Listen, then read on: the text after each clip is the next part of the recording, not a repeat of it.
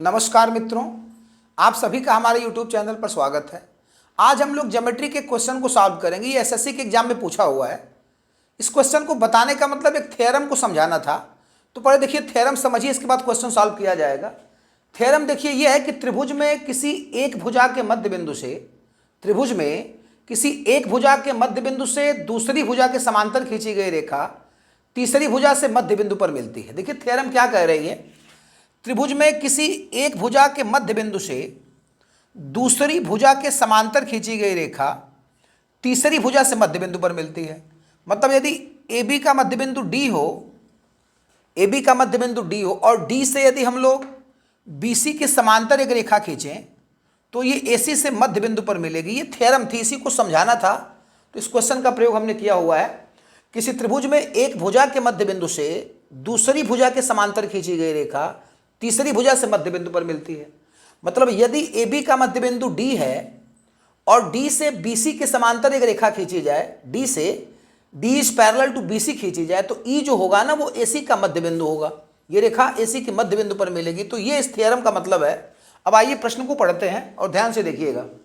तो प्रश्न देखिए, कह रहा है इसमें कि त्रिभुज कह रहा है इसमें कि E त्रिभुज ABC के मध्यक AD का मध्य बिंदु है। कह रहा है E त्रिभुज ABC के मध्यक AD का मध्य बिंदु है। देखिए त्रिभुज ABC का मध्यक मतलब मेडियन, माध्यिका। तो कह रहा है कि E त्रिभुज ABC के मध्यक AD का मध्य बिंदु है। मतलब E be the mid point of AD। और कह रहा है कि AC को बिंदु F पर मिलाया गया। AC को बिंदु F पर मिलने के लिए B को मिलाकर बढ़ाया गया है। AC को बिंदु F पर मिलने के लिए BE को मिलाकर बढ़ाया गया है। F किस अनुपात में AC को विभाजित करेगा। कह रहा है कि F जो है वो किस अनुपात में AC को काटेगा। F किस अनुपात में AC को काटेगा। प्रश्न का मतलब एक बार समझा दें आपको। AD जो है वो BC की माध्यिका है, E AD का मध्य बिंदु है और B को मिला के F तक बढ़ाया गया है। तो कह रहा है कि F किस अनुपात में AC को काटेगा। F किस अनुपात में AC को काटेगा। ऑप्शन है 2:3, 2:1, 1:3 और 3:2। इसमें देखिए एक रचना करिएगा ना, D से एक BF के समांतर एक रेखा खींचिएगा DG। रचना में आपने क्या कर लिया कि देखिए DG जो हो गया ना, ये इस पैरेलल टू BF, ये DG को जो है BF के पैरेलल आपने खींच दिया। ये रचना आपने कर ली। अब बहुत ध्यान से देखिएगा कैसे कैसे करना है इसको। तो एक बार ट्रायंगल हम लोग चल लेंगे इसमें ADG में। ट्रायंगल का नाम देखिए ADG, बस यहीं तक। तो ट्रायंगल यदि ADG में चलेंगे तो अब देखिए ADG में चलेंगे तो अब ये रेखा देखिए इसके समांतर है। रचना में हमने किया कि ये वाली रेखा इसके समांतर है। तो कंसेप्ट देखिए फिर वही प्रमेय का लगेगा कि AD के मध्य बिंदु E से DG के समांतर एक रेखा EF खींची गई है। AD के मध्य बिंदु E से DG के समांतर एक रेखा EF खींची गई है। तो एक भुजा के मध्य बिंदु से दूसरी भुजा के समांतर ये रेखा जो खींची गई है वो तीसरी भुजा से मध्य बिंदु पे मिलेगी। मतलब F be the mid point of AG। F AG का मध्य बिंदु होगा, F AG का मध्य बिंदु हो जाएगा, यानी AF बराबर FG हो गया। एक समीकरण बन गया यहाँ से। अब दूसरी बार हम लोग कौन सा त्रिभुज लेंगे। देखिए त्रिभुज FBC में चलना है। त्रिभुज FBC में, तो यदि त्रिभुज FBC में चलेंगे ऐसे, तो BC के मध्य बिंदु D से DG is parallel to BF खींचा गया है। BC के मध्य बिंदु D से BF के समांतर एक रेखा खींची गई। ये वाली रेखा इसके समांतर है।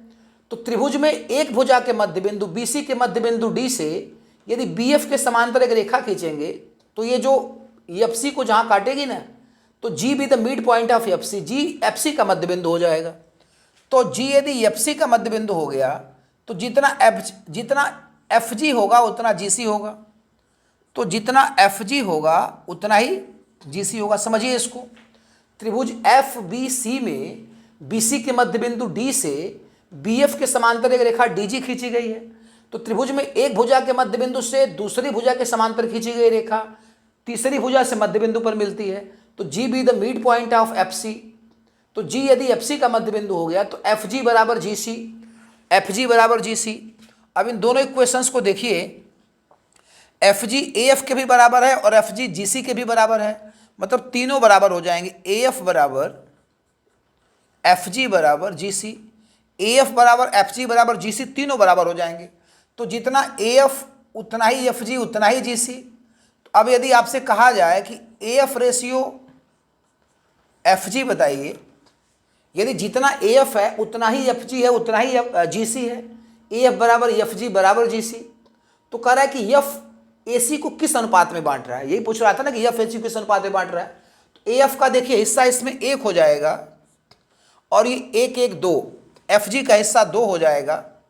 यहाँ पे देखिए ए एफ संबंधी एफ सी यदि करते हैं एफ सी, तो ए एफ संबंधी यदि एफ सी करते हैं ना, तो ये हो गया देखिए ए एफ का मान 1 हो गया और एफ सी का मान 1 1 2, यानी 1:2 का अनुपात हो जाएगा। यानी एफ जो है ना, ये वाला पॉइंट जो एफ है वो ए सी को 1:2 के अनुपात में बांटेगा। देखिए ये 1 ये 1 ये 1, तो A F ratio F C करेंगे तो ए एफ की वैल्यू 1 और एफ सी की वैल्यू 1 + 1 यानी 2, यानी एफ ए सी को 1:2 के अनुपात में बांटेगा। तो ऊपर से यह अनुपात 1:2 हो गया और नीचे से अनुपात 2:1 हो गया।